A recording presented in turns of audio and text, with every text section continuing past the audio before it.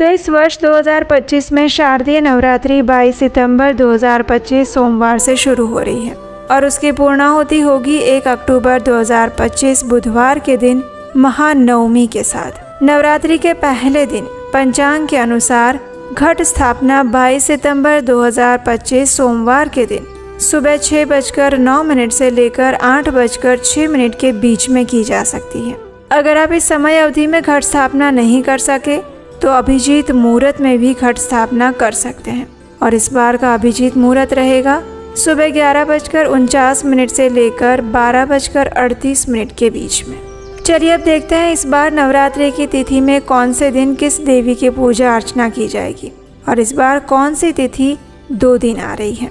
नवरात्रि पर्व का आरंभ हो जाएगा 22 सितंबर 2025 सोमवार के दिन प्रतिपदा तिथि में। उस दिन माता शैलपुत्री की पूजा की जाएगी। नवरात्रि का दूसरा दिन रहेगा 23 सितंबर 2025 मंगलवार को। इस दिन द्वितीया तिथि रहेगी, दूसरी नवरात्रि और माता ब्रह्मचारिणी की पूजा की जाएगी। उसके बाद नवरात्रि का तीसरा दिन रहेगा 24 सितंबर बुधवार को, जिस दिन तृतीया तिथि रहेगी और माता चंद्रघंटा की पूजा की जाएगी।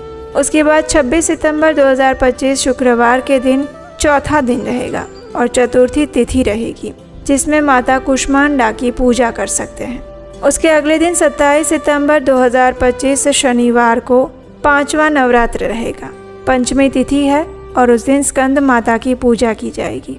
उसके बाद नवरात्रि के छठे दिन 28 सितंबर 2025 रविवार को महाषष्ठी मनाई जाएगी और उस दिन कात्यायनी पूजा की जाएगी।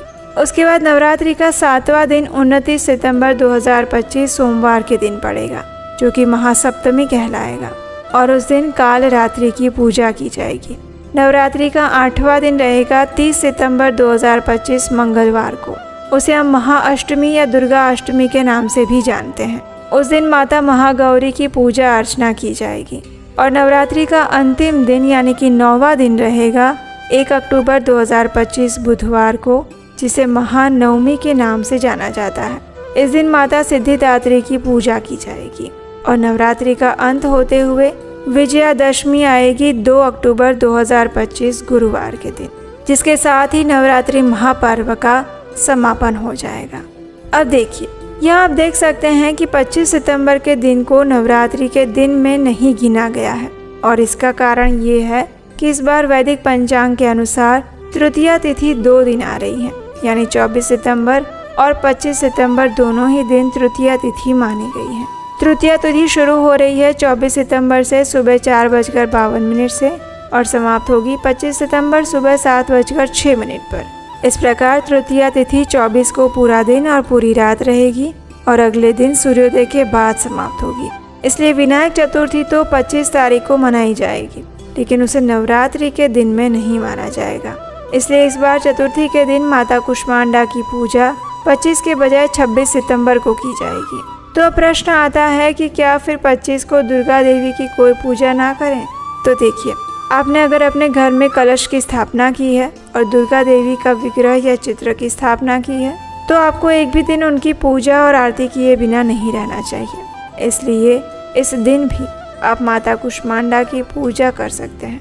तो चलिए, इस आने वाली शारदीय नवरात्रि के लिए अपने आप को तैयार करते हैं और माता दुर्गा की विशेष कृपा प्राप्त करने का प्रयास करते हैं। हरे कृष्ण।